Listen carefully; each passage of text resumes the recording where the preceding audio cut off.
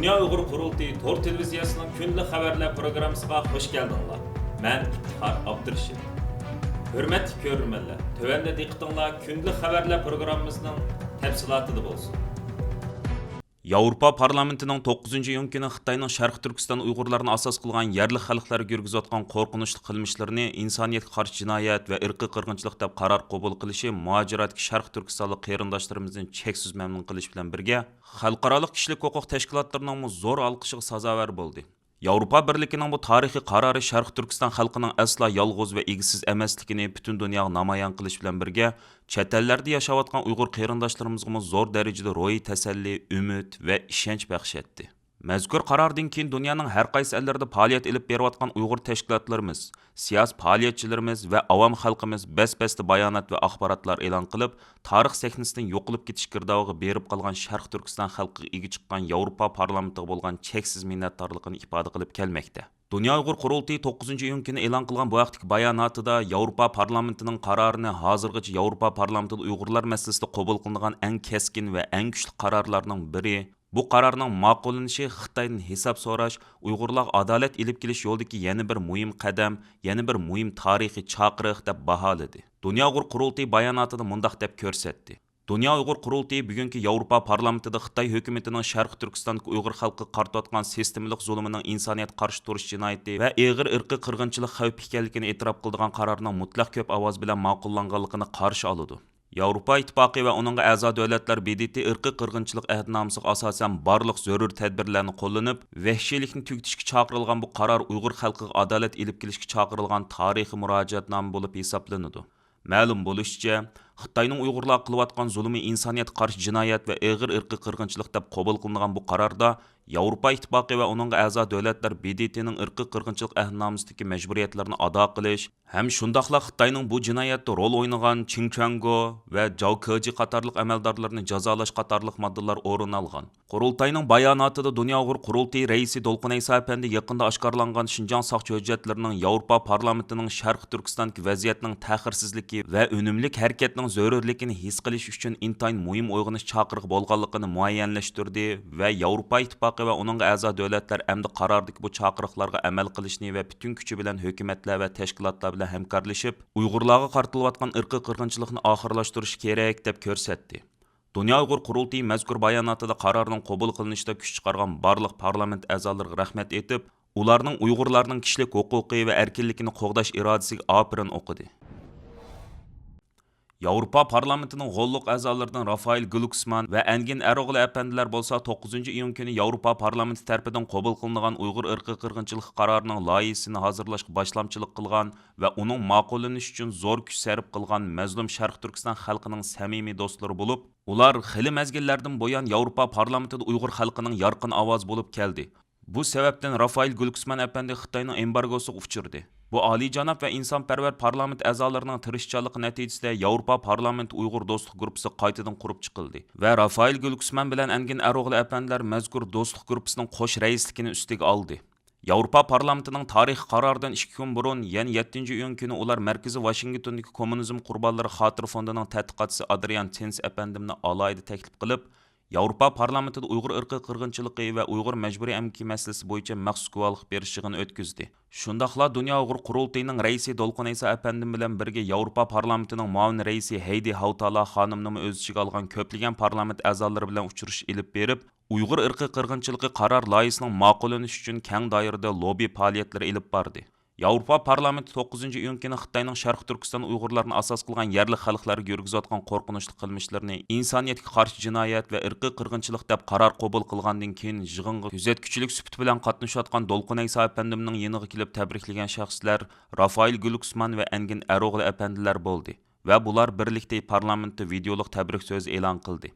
Dolqun Aysa apandim qilgan tabrik so'zida mazkur qarorning Uyg'ur xalqi uchun tarixiy bir qaror ekanligini ta'kidlab o'tish bilan birga, bu qarorning ma'qullanishi uchun kuch sarf qilgan Yevropa parlamentining barliq a'zolariga butun Sharq Turkiston xalqi nomidan cheksiz minnatdorlik bildirganligini ifoda qildi. Parlament a'zosi Engin Eroğlu apandi qilgan so'zda o'zining har zaman ezilayotgan Uyg'ur xalqi bilan bir qalb va bir sabt ekanligini, hozirga qadar Yevropa parlamentida Uyg'urlarning ovozi bo'lishga tirishib kelganligini va bundan keyin Yevropa parlamentida Uyg'urlarni qo'llash harakatini izchil davomlashtiradiganligini болғанлығын ifoda qildi. Parlament a'zosi Rafael Gülkisman so'zda Xitoyning jinoyatiga to'g'ri nom berishning muhimligini, buning faqat irqiy qirg'inchilik jinoyatini e'tirof qilish masalasida emas, balki Xitoyning to'sqinligini bo'sib o'tish masalasi ekanligini, Yevropa parlamentining buningdan keyin Xitoy kompartiyasining og'ir besimi va zo'ravonlikqa qarshi turishga tirishadiganligini bildirdi.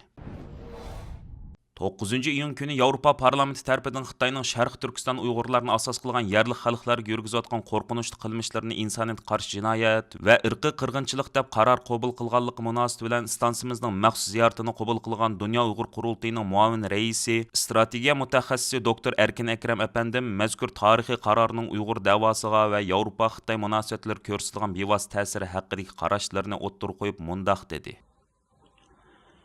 2020 yılı 12. ayda Avrupa Parlamentosu Şarkı Türkistan'da ilip bağlan bu zulüm siyasetine karşı bir kararnamını kabul kılgan. Bu o bir perşembe gündü. Bu da ama şu perşembe günü de yani okşaşlar Şarkı Türkistan'da ilip bağlan bu zulüm siyasetinin insaniyetke karşı bir cinayet ve şundakla ırkı kırgınçılık ahvalının ciddi bir xatarlik astıda boğanlığını kabul kılıp bunu oturup koygan oldu. Bununla birlikte Şarkı Türkistan'da işlep çıkargan mesulatlara karşı bir tedbir iliş hatta bazılarına ceza biriş degендek karar mı var? Ondan başka Şarkı Türkistan'da bu siyasetine eğilip bağlan, yani zulüm siyasetine eğilip bağlan emerdallarını mı cezalandırış. Ondan başka bu ötken ayda bu Şarkı Türkistan'ı ziyaret kılan Birleşken Devletler Teşkilatı İnsan Hakları Yüksek Komiseri Michel'in ki ziyaretini mi tenkit kılıp ve bu Yüksek Komiserliğinin ilan kılmakçı boğan Şarkı Türkistan'ın insan hakları bilen münasebetlik doklatını ilan kılsın degендek taleplemi var. Ondan başka bazı vekiller şu çıkan karar ile 1948 yılı Birleşken Devletler tarafından kabul kılınan bir toktamname yani ırkı kırgınçılıkla karşı toktamname müracaat kılış gerek boğanlığını sözlep öttü. Bu tabi Xitayma bununla karşı çıktı. Hem Taşkı İşler Ministerliği hem bu Xitay'nın ki Avrupa Birliği'ye evetken temsilcileri ve Xitay'nın ki Halk Meclisi, Halk Kongresi mi bunu tenkit kıldı. Bunların hepsinin yağan boğanlığını ve esirinin ki yağancılığı boğanlığını, bunda işinin yokluğunu, yani burun kanda diyen bolsa şuna dep keliyotydy.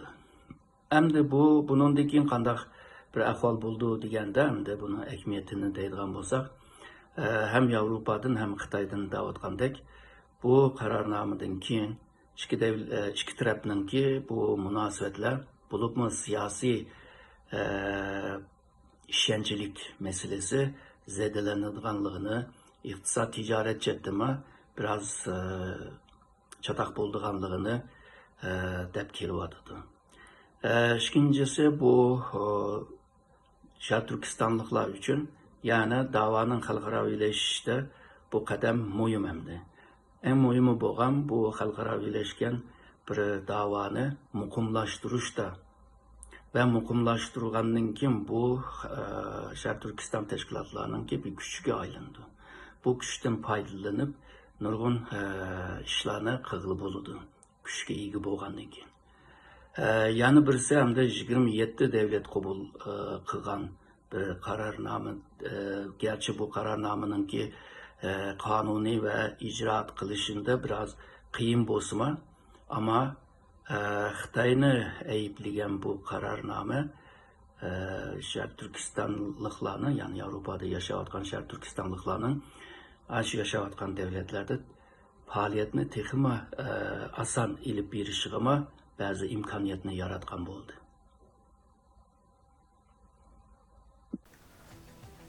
Aziz görürmenler, yuqorida Dünya Uyghur Qurultayı Tor televiziyasının günlük xabarlar programmasını diqqətinizlərə sunduk. Keyin qitimlik programmamızda görüşəylik. Aman bolğaysızlar. Stansiyamızın YouTube kanalına a'zo bo'lishni unutmang. Xayr xo'sh.